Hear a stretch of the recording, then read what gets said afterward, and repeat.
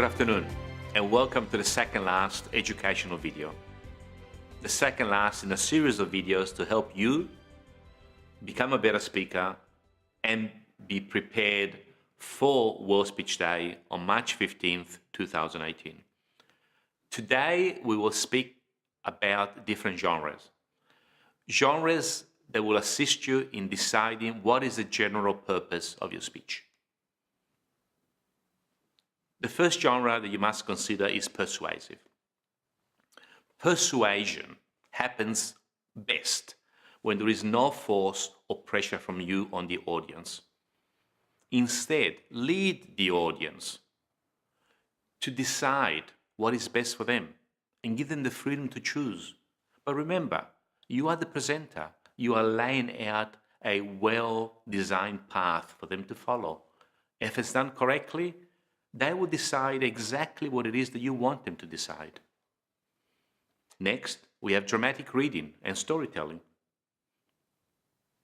Do not read straight from a book, and remember to develop different voices and mannerism for the different characters. A child does not speak at a volume or tone as would an adult.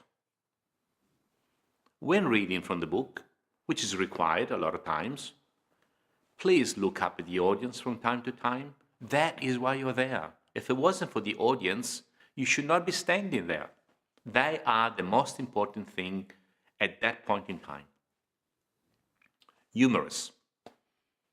Whether lightly throughout your presentation or used heavily in a dedicated funny speech, humor is powerful. If you can get your audience to laugh, you have their attention. If they laugh, they are lowering their barriers. They are willing to listen, to accept what you have to say. Next, we have informative. Although not the most exciting style, and regretfully the style that I prefer, it is the most common. It is used by your school teachers, by your professors, by anyone delivering a workshop or a training seminar, by someone delivering a video such as this one. And as you can tell, I am not jumping around with joy. I am not moving my arms everywhere. This is an informative delivery. The focus is the information that I am delivering from me to you. Next, we have technical. Technical is a speech given by an expert to an audience of experts. It is not expected that members of the general public will be in attendance. So the speaker can deliver the speech using terminology not normally understood by members of the public. It may not be common English, but it is common amongst their audience. However, a technical speech can be humorous. There is nothing that says that it needs to be boring. Next, we have entertaining.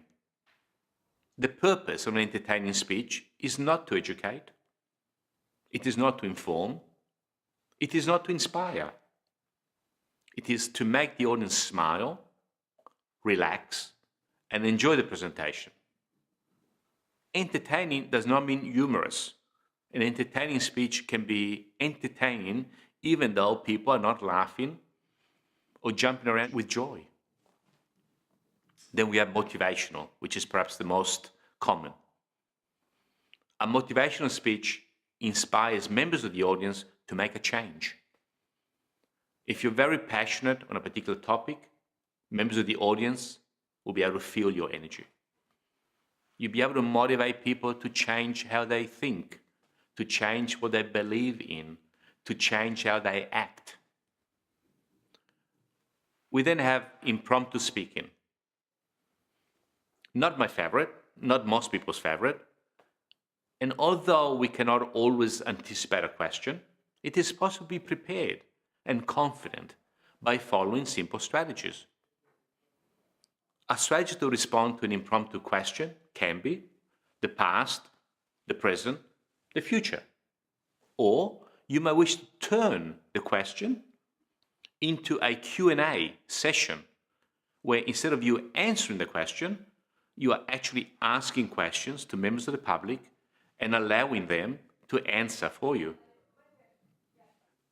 The last is special occasion speeches. A special occasion speech is nothing more than a speech given for a special occasion, as the title says. And maybe to introduce a person, and we'll cover this in a second, and maybe to thank a speaker, and maybe to toast a special occasion, like a wedding, or even a roast, or maybe to poke fun at someone. To cover two very common special occasion speeches, we will focus on introducing a speaker and thanking a speaker. First, introducing a speaker. Many introducers think their job is to entertain the audience or to make a speech of their own, to be funny. There is nothing further from the truth. The speaker is there to entertain, to persuade, to educate, to inform, to deliver technical information, not the introducer. You as the introducer are only there to introduce the speaker. Do not take sections of the speech. Do not take punchlines from the speech. Simply introduce the speaker and get off the stage. Lastly, thanking the speaker. The most common mistake made by people thanking a speaker is to repeat portions of the speech. You are not there to evaluate the speaker. You are there to simply thank the speaker. Covering portions of the speech is totally unnecessary and it is exceptionally boring.